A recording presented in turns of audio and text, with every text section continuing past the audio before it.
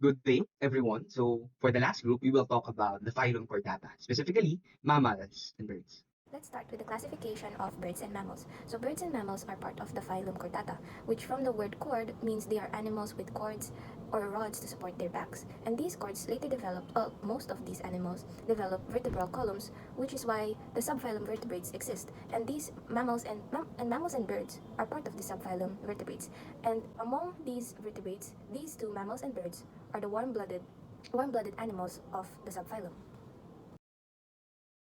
So, ngayon, mag-progress naman tayo sa discussion natin sa evolutionary timeline ng mammals, right? So, by the way, before we further discuss this, no, MYA stands for million years ago. So, yun, 320 million years ago, yung mga synapsids, no, they branched out of the reptilian branch, right? So, that basically implies, no, na tayong mga mammals, we came from the reptiles. So, nung nag-branch out sila, sooner or later, no, nagka-develop panda ng mammalian traits, so, such as yung jaw anatomy nila.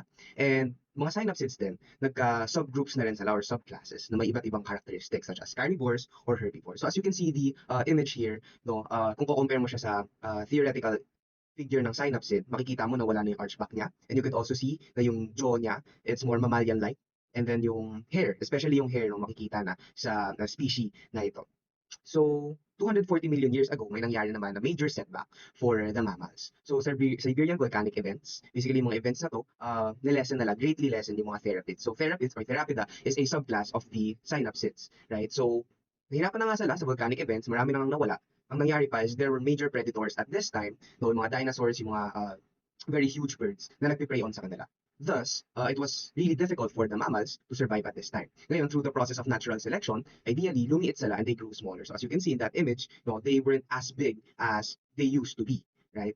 Pero, a progressive event naman for the mammalians are the Cretaceous tertiary extinction. So basically, this is the extinction that caused the dinosaurs to be gone, right? So hindi lang dinosaurs pero other predators. Ngayon, after this extinction, yung mga mammals naman, they were now allowed to occupy more space, more food then, right, to reproduce and to progress in their lives. Thus, no, the tertiary period or the age of mammals started to happen. And sooner or later, yung mga hominins, yung mga early ancestors ng humans, so they start to arose. And then, fast forward naman sa present age natin, there are approximately 5,400 species of mammals dominating all the continental landscape, right? So, sa 8 continents ng Earth, mostly mammals yung makikita doon. Pero, mammals are not limited to landscapes, but some can also be seen in the air or in the water.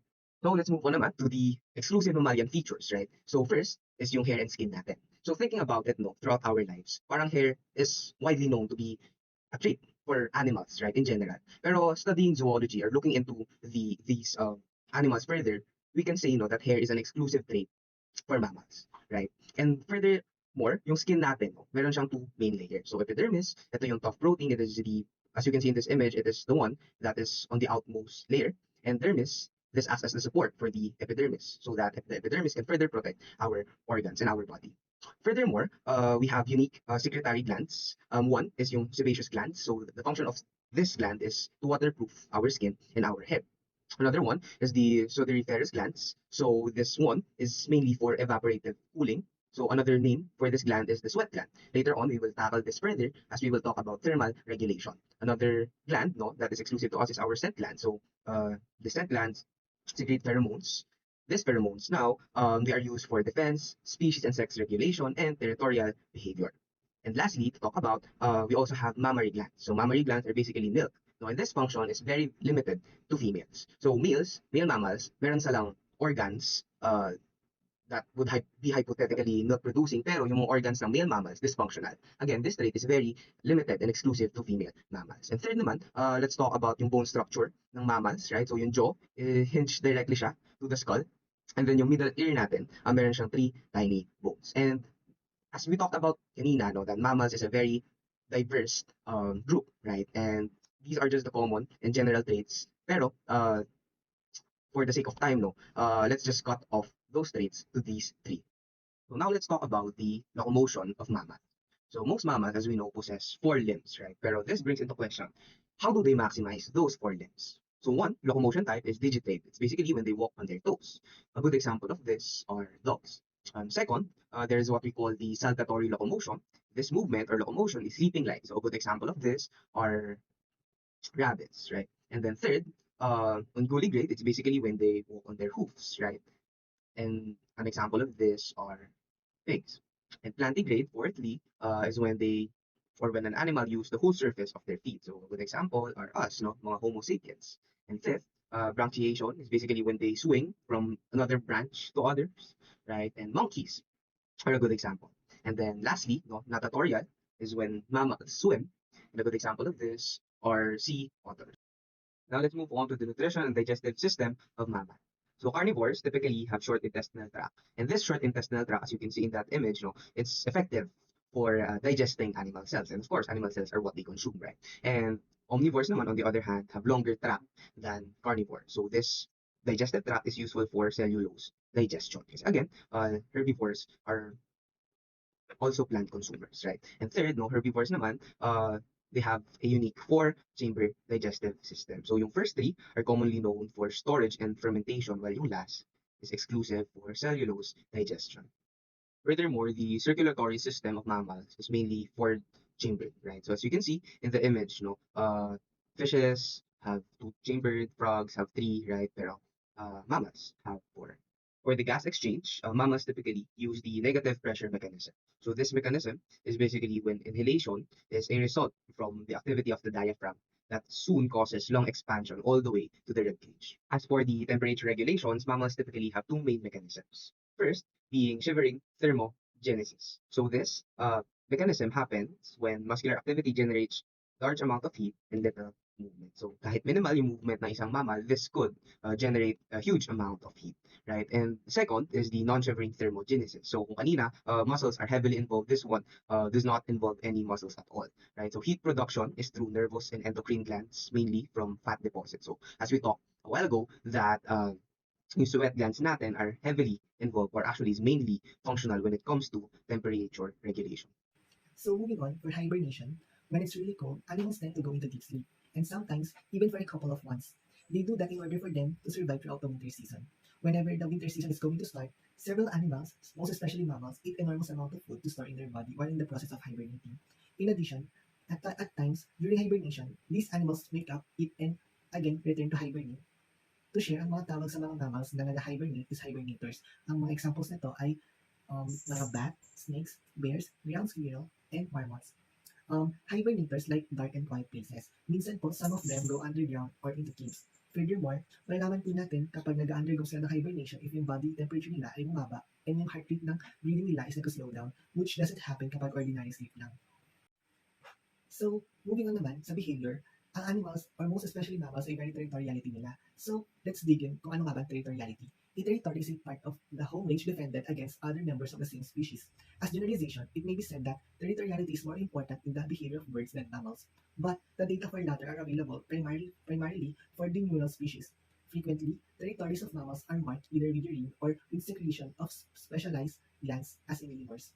So, in addition po, some territorial behavior attracts females too, and exclude other males from favorable sites for mating. Reproduction and development, on the other hand, mammalian reproduction depends on the proper development and maturation of both female egg and the male sperm.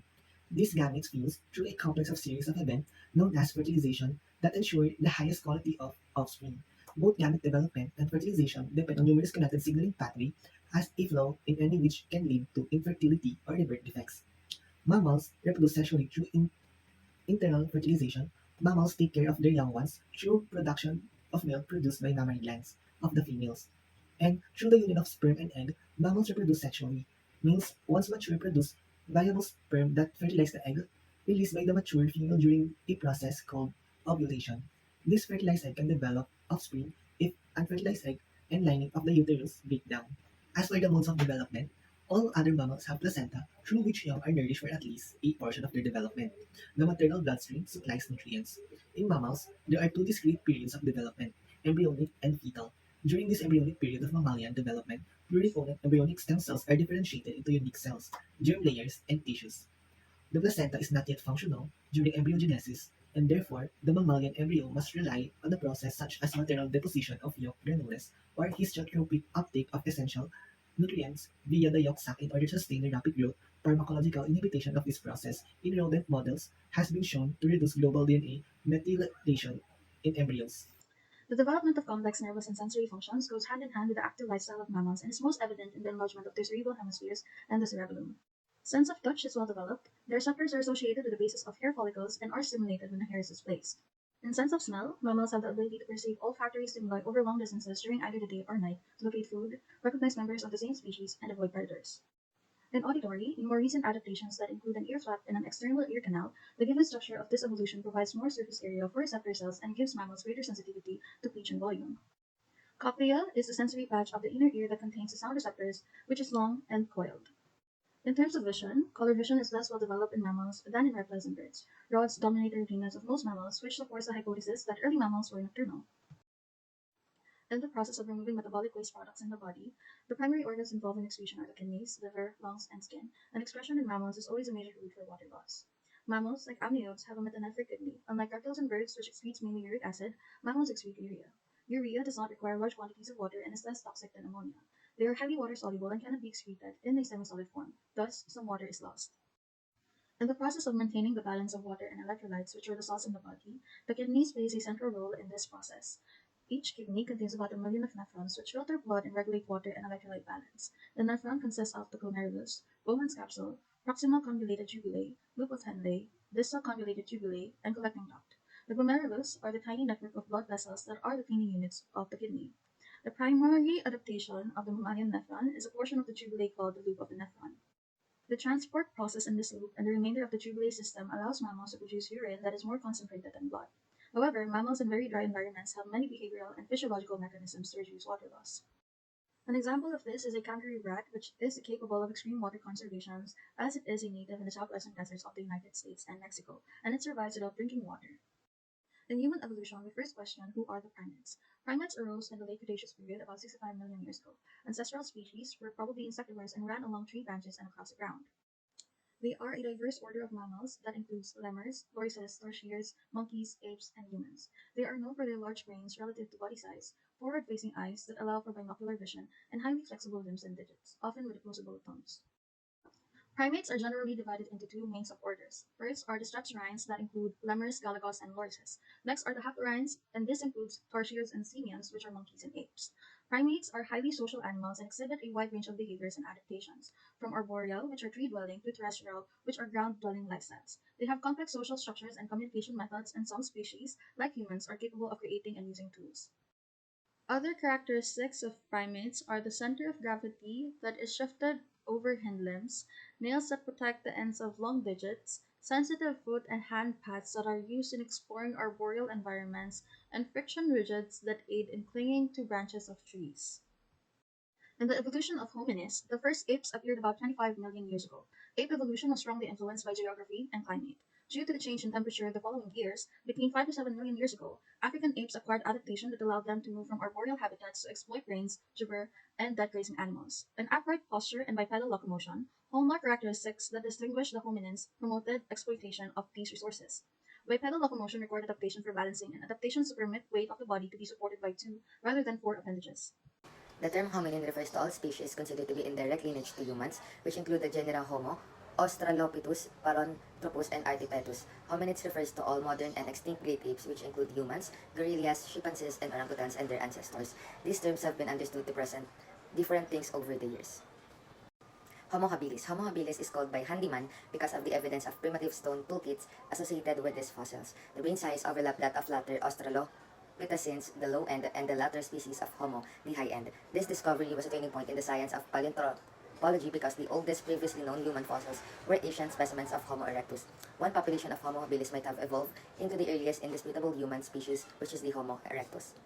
Homo erectus, this name was selected to indicate that this species' ability to stand and walk with an upright or erect stance. The extinct ancient human Homo erectus is a species of first. It was the first of our relatives to have a human-like body proportions with shorter arms and longer legs relative to its torso. It was also the first known hominin to migrate out of America and possibly the first to cook food. Neanderthalensis. The word Neanderthalensis is based on the location where the first major specimen was discovered in 1856, the Neander Valley in Germany. Homo neanderthalensis therefore means human from the Neander Valley. Homo neanderthalensis is sometimes called or labeled as the cousin of our species, Homo sapiens. Both species seem to have shared the same parent species.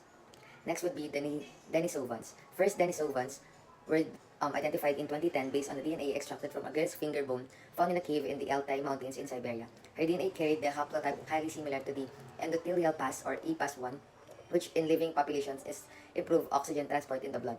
They may have had skin, dark hair, and dark eyes. The Denisovans or Denisovans genome genetic diversity, which means their population may never have been very large. Homo sapiens. The Homo sapiens are called as the fully human since all the morphological and the other characters of the humans are fully developed in human compared to the Homo erectus, Neanderthalian man, and the hominins, out of which the Homo sapiens alone exists, all the others became extinct. Hence, Homo sapiens are called wise men since he used all the tools of his age and possessed more knowledge than all of his relatives. Humans found that they could control the growth and breeding of certain plants and animals. This discovery led to farming and herding animals, activities that transformed Earth's natural landscapes, first locally then globally. As humans invested more time in producing food, they settled down. Villages became towns and towns became cities. With more food available, the human population began to increase dramatically. Our species had been so successful that it has inadvertently created a turning point in the history of life on Earth. So let's move on to the class Aves, which includes the birds or the avian reptiles. So when you think of reptiles, we immediately connect these to lizards, alligators, crocodiles, snakes, or even dinosaurs. So we don't immediately connect reptiles with birds. But when you think about it, the closest living descendant to dinosaurs are birds. So may connection talaga sila. So later we'll see how they are connected. So here are some defining characteristics of the class Aves. So the birds have adaptations for flight. So we all know that birds fly. Although some of them do, that is because they didn't get to develop the structure necessary for flight. So some of their modified appendages for flight are wings and feathers, and then there's also endothermy and high metabolic rate. So endothermy is from the word endo, which means internal. This is how birds maintain their internal body temperature without external influences or the influences from the environment. This is why they're also called. This is also why they're one of the warm-blooded vertebrates. So for high metabolic rate, this is so their bodies could keep up with the energy they use, or to keep up with their use of energy when flying. And next is the vertebral column for flight. So the vertebral column supports the weight of their head and the degree of movement, and aids in the degree of movement from in their head, because they need during flight they use their flexible necks to find prey, or to be aware, to notice immediately when there are predators. And last for modified appendages is the bones lightened by numerous air spaces. So their bodies should be light enough to accommodate flying. And modern birds possess a horny bill and lack teeth. So this also contributes to their lightened body to accommodate flying. And also the horny bill is also for feeding, to feed their young. And they also share similarities with non-avian reptiles. So they share the characteristic of the activities of nesting, caring for the young, also endothermy, air spaces in bones, and the presence of feathers, which can only be seen in some dinosaurs. Let's talk about the origin of birds. So modern birds are likely descended from the extinct feathered reptiles or the ancient theropods. These bird-like reptiles were part of the reptilian order Saristra, which is an extinct group of dinosaurs nested within the reptilian clade Archosauromorpha. So the only living archosauromorphs are the crocodilians and the birds. So therefore, birds are more closely related to crocodilians than with any other living animal group.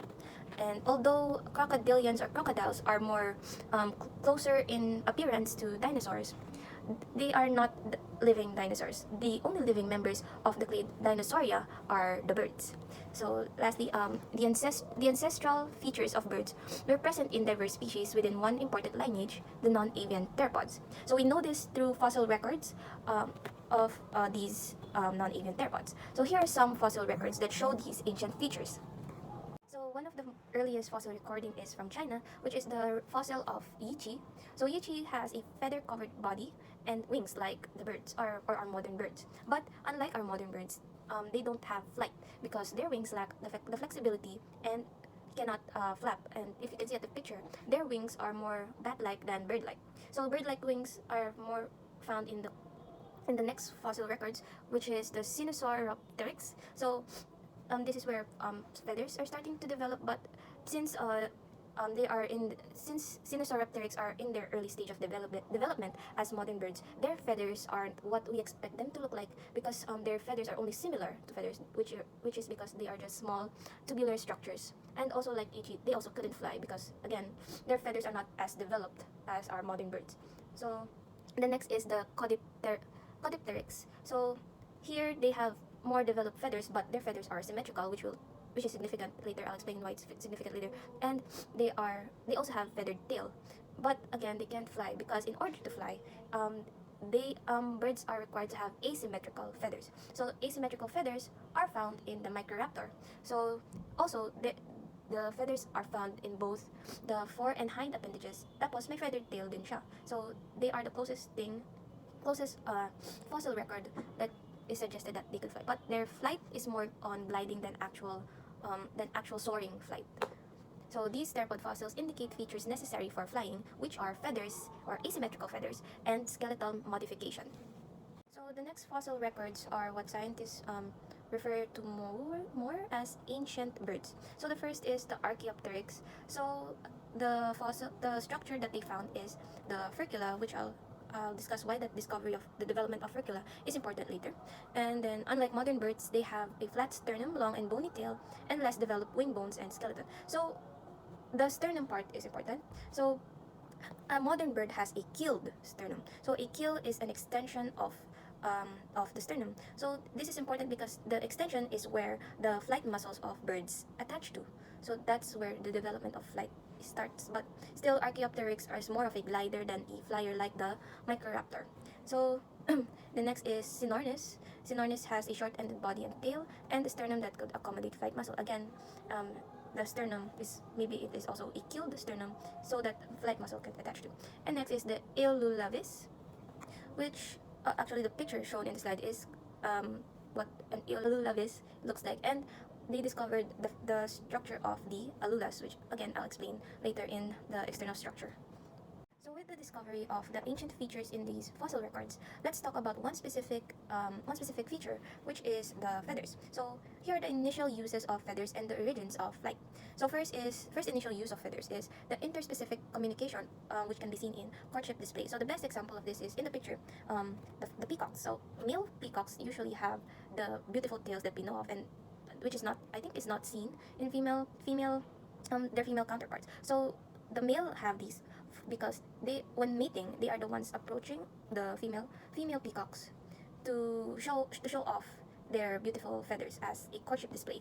So next is thermoregulation. Thermoregulation, feathers serve as some sort of insulation, trapping their body heat internally para hindi mag-transfer yung heat nila externally or into their environment. So next is water repellency. So the water repellency is in the structure of the feathers themselves. Well, I think they secrete some sort of wax. Also, feathers are very tightly binded, which we'll explain again later. Next is camouflage. So, di ba may mga patterns minsan yung feathers. So, some birds, often brown in color, like the eastern screech owl and the brown creeper, blends in with the tree, or specifically the tree barks. So, they do this as a defense tactic parang to hide from predators, and sometimes to hide from their prey as they are hunting for their prey. So I will show examples of this in later slides. So of birds that are camouflaging. So next is balance. So balance specifically yung feathers nila sa tails. So di ba kanina may mga birds na walang feathers sa tail. So that's important. Next is climb trees and cling to branches. Again, ancient birds weren't flyers to begin with.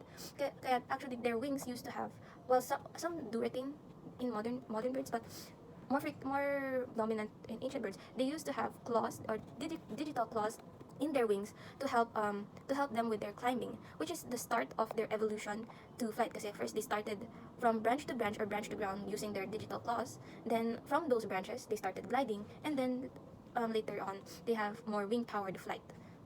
Here are the examples of the birds that camouflages using the patterns in their feathers. So here is the eastern screech owl here in the left picture, and the other one is the brown creeper. So you can see that they are hardly visible to their prey and predators. So here is the example of clawed digits in Archaeopteryx. This is an Archaeopteryx, by the way, and as you can see at the feathers near the end, you can see the claws, which is not something we see in modern birds. For classification, just to recap, all birds share the same kingdom called the kingdom Animalia and the phylum Chordata, and their class name is Aves or Aves, however you want to call it. But what I want to point out is the diversity in birds. So, modern birds have approximately 35 orders and 9,000 to 10,000 species. So, some scientists suggest that there are approximately 18,000 species in comparison to the 9,000 to 10,000. Because there are too many orders, let us focus on two superorders, the superorder Paleognathae and superorder Neognathae. So, the first is the superorder Paleognathae. So, Paleognathae are the flightless birds like the ostriches and the kiwis, emus, those that we know that can't fly. So, the reason they can't fly is or the a characteristic of these flightless birds are their reduced or absent wings. In comparison to the superorder Paleognathai, the superorder Neognathae are the modern flying birds. So they have the well-developed wings. Moving on to the external structure and location. So plumage. Plumage is simply the covering of feathers on a bird. So you can see in the top right that's those feathers on the body of that bird is a plumage. So next, function of feathers. So feathers provide lifting and aids in steering. So it also functions as a thermoregulation, which I already explained earlier because it prevents excessive heat loss and endothermic maintenance of high metabolic rates. So also the function another function is courtship, incubation, and waterproofing. Okay, there are also different types of feathers. So a pennaceous feather. A pennaceous feather is characterized by its prominent shaft, and it has two subtypes. There is the flight and contour. So flight is already self-explanatory, and but I would like to focus on contour. A contour feather is the feather that provides waterproofing, insulation, and streamlining or reduce the friction during flight. So in the bottom right of the slide, you can see what that contour feather looks like as well as the other types of feathers. So the other main type of feather is the cumulaceous feather, which is characterized by its rudimentary shaft, and it only has one type of feather, which is the down feathers. Yun yung parang, ayan sa picture, it's parang fluffy and soft and wispy na feather. So the next term is molting. Molting is yung pag-shed ng feather nila. So it has two purposes. One is to replace the worn or damaged feathers and to provide different plumage that helps indicate a bird's age, sex, and season of the year, as many birds have differing winter and summer plumage. So they adapt their feathers to their seasons as well. So the picture of molting is there, the one in the left side of the one on the left. That's an example of molting in birds. Now let's talk about the skeleton. So the first 4 points under the skeleton are modification or development of the bird's bones to reduce their weight for flight. So first is the lightweight but strong bones, air spaces, reduced number of skull bones, and the bill replacing the teeth. These are all modifications to reduce their weight. So for the air spaces, the top right picture is an example of the air spaces within the bird's bone. So of course, having a reduced weight depends on the environment. So for aquatic birds like penguins that need to dive for their food, they have denser bones to reduce buoyancy. So they need to have heavier bones than the typical birds. And then the next is a flexible neck. So the flexible neck and the bill is also for easier manipulation for nesting and feeding their young, because they have to move their necks and for easier movement and manipulation, because they have to engineer their nesting and to be able to reach their young. Also, the flexible neck is also significant in detecting prey or predators. So next is the furcula. Furcula is important because it is a skeletal structure necessary for powered flight. So I think most of us know what a wishbone looks like. And also we have these two clavicles. So for birds, these two clavicles are fused together. The furcula strengthens the bird's thoracic skeleton. So this is important because this is the point of attachment for the wing muscles. So the furcula helps with lifting the bird's wings during their flight recovery stroke. And then the last interskeleton is the avian wrist. So the avian wrist, this allows for complex wing movement kasi ini-increase nila yung flexibility and stability of the bird's joints dun sa wing structure nila. So next is the next structure is the muscles. So under the muscles, the strongest muscle is of course the flight muscles, because that is what birds are known for. And their muscles also adapted physiologically for flight. Speaking of flight, that is the bird's locomotion, so flight. Bird wings form an airfoil. So an airfoil is a curved surface evolved to provide lift and reduce drag. So if you can look at the picture of the eagle, you can see that their wings are curved. So another feature of flight is the angle of attack. So the angle of attack is the angle at which the upcoming airflow hits the wings to generate lift. So the next is the alula reduces turbulence. First, what is turbulence? Turbulence is the strong wind current that disturbs flight. So if you can see at the photo at the left, the turbulence is from the wind that goes here. It comes back, which could disturb the flight. Also, the winds here that comes from here could impact the wings. And to avoid that,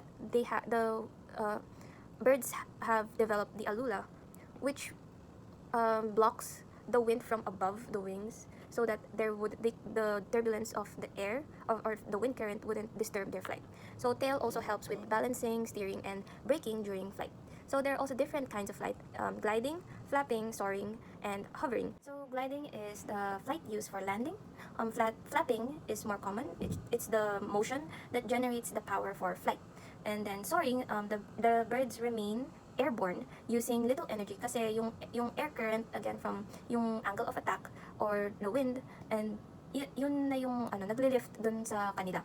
And then birds can also achieve hovering. The hovering in still air by fanning their wings back and forth instead of yung usual na up and down. So best example of hovering flight are hummingbirds when they need to remain suspended in the air to eat off of flowers or feeding stations. For the continuation is the nutrition and digestive system of the birds. So first is yung bird flight and feeding adaptations nila. So most of the birds have ravenous appetites, or malakas silang kumain, marami silang food na in-intake in a day or in a daily basis. So yung ravenous appetite nila na yun yung nagkakos or nagsusupport ng high metabolic rate nila, which is si high metabolic rate, siya naman yung nagkakos ng endothermy and make it possible na makalipad yung mga birds. So for example namin dito sa feeding adaptations is yung sa hummingbirds. So pinapababa nila yung body temperature nila, as well as pinapabagal yung respiratory rate nila para makasupport siya sa metabolize ng mga food na in-intake nila all throughout the day. Dahil nga meron silang high metabolic rate, hindi kakayanin ng system nila na all throughout the night lang nila ipaprocess yung lahat ng kinain nila during the day kung hindi sila mag-feeding adaptation. So para matulungan din nila yung pagda-digest nila, they do this feeding adaptations.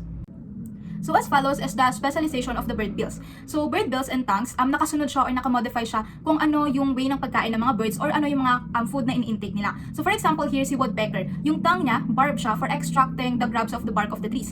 And as follows, yung tongues naman ng hummingbirds, similar like sa iba pang nectar feeders na they roll it into a tube para ma-extract yung nectar ng flowers. So again, yung modifications ng bill nila, reflecting kung ano yung dietary habits nila or ano yung food na in-intake nila and paano nila yun kinakain. So for example, here is yung bill ng eagle. Hook siya or hook shape kasi yung way ng pagkain ng eagles is through tearing or yung pagpira-piraso ng mga foods. So as follows is the digestive system. So crop is the diverticulum of the esophagus, which functions as storage structure that allows birds to quickly ingest large quantities of locally abundant food. So as follows, yung stomach ng birds, nahati siya sa dalawang region. First, si proventriculus. So it is the one that secretes gastric juices that initiates the digestion. Next naman si ventriculus. So it is the one that has muscular walls to abrade and crush seeds or other hard materials. So for example, here is yung mga birds na may crocodilian relatives. They may swallow sand and other abrasive materials to aid their digestion. So next thing is the bulk of enzymic digestion, and absorption occurs in the small intestine, aided by the secretion from the pancreas and liver. And blind ending sacs contain bacteria that aid in cellulose digestion. As follows is birds usually eliminate their undigested food through the cloaca. So, naiiba lang yung owls kasi they form pellets of bone, fur, and feathers na i-inject nila galing sa ventriculus nila palapas sa mouth nila. And then, lastly, birds are usually grouped by their feeding adaptation or habits or their dietary habits. Pero, nagiging artificial na siya kasi as time goes by, maaaring magbago yung food na kinakain or ni-intake ng isang bird. Malamang sa malamang dahil lack resources, hindi na enough yung resources nila for that certain food. So, posible or pwede sila magbago ng food na ini-intake para patuloy na masustain yung pangangailangan nila for food.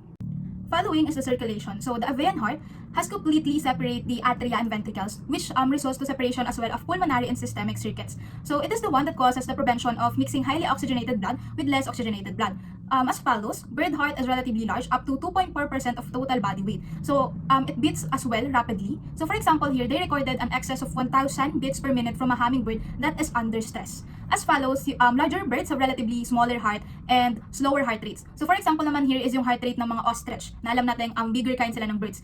They only varies between 38 and 176 beats per minute.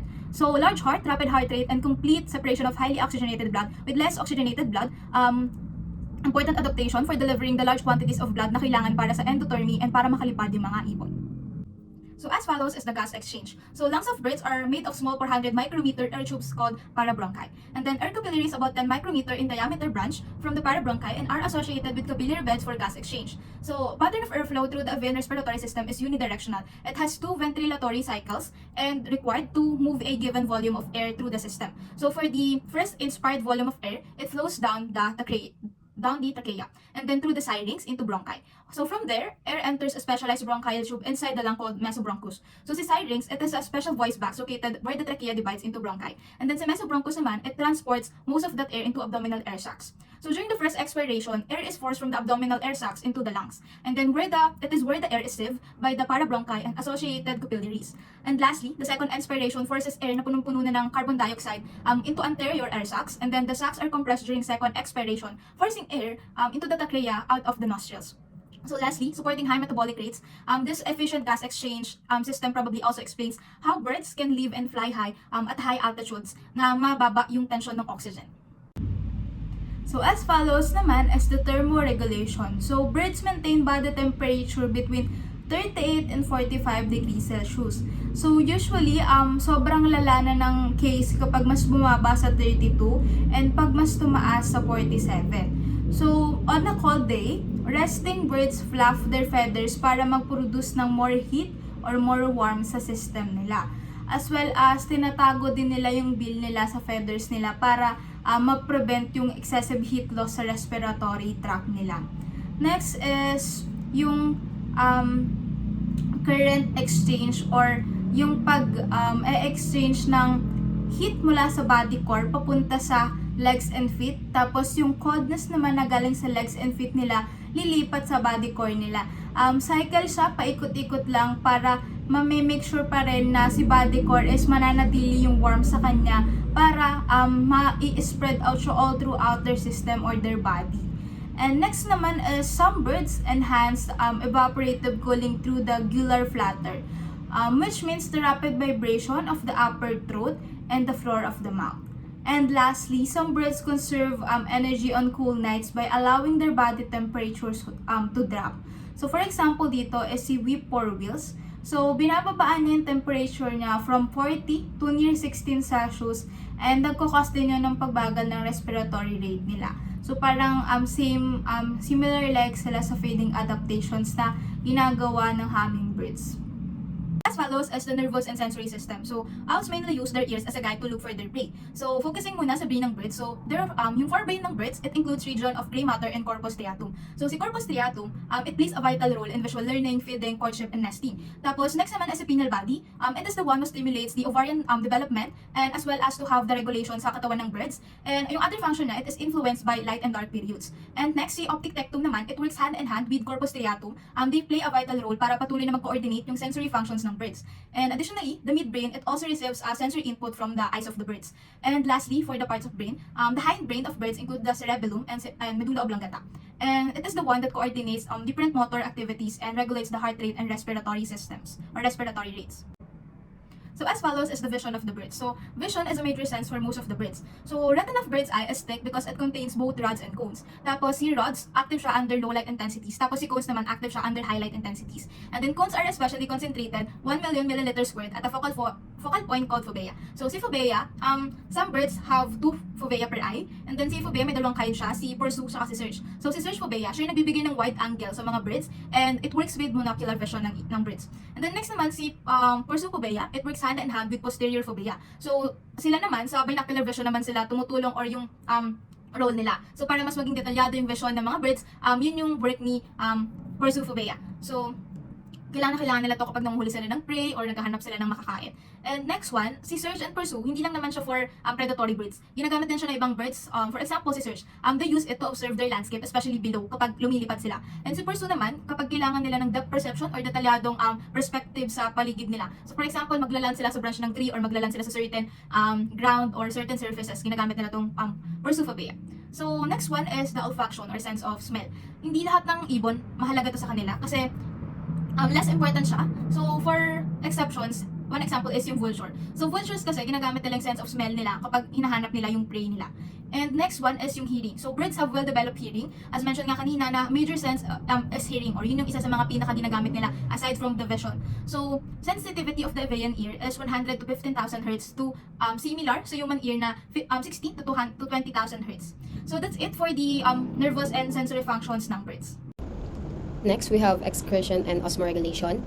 In here, birds excrete uric acid, which is temporarily stored in the cloaca.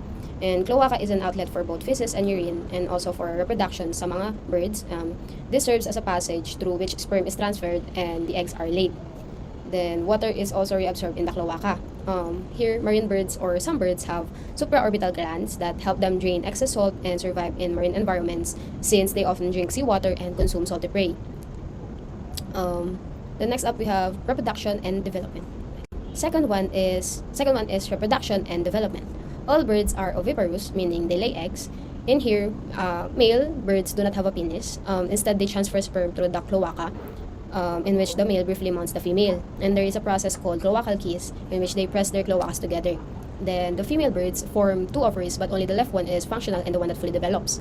As the egg or zygote, once fertilized, moves to the oviduct, albumen or the egg whites protects and nourishes the egg, and then enters the uterus, in which the shell further surrounds the egg to protect them, and then moves down to the oviposition, in which the eggs are laid.